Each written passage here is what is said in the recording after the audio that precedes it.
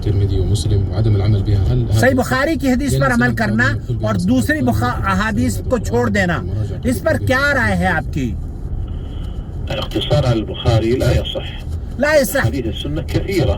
یہ صحیح نہیں ہے. آپ یہ کہنا شروع کر دیں کہ صحیح بخاری پر عمل کروں گا، بلکہ صحیح بخاری اور مسلم صحيحة كثيرة في غير البخاري ومسلم جی كأصحاب السنن الأربع مثلا، ومسند الإمام أحمد، وموطأ الإمام مالك، وغيره من كتب السنة. والعلماء بينوا الصحيح من الضعيف. علماء نے صحیح اور ضعیف روایت کو الگ الگ کر دیا ہے آپ کی آسانی کے لیے.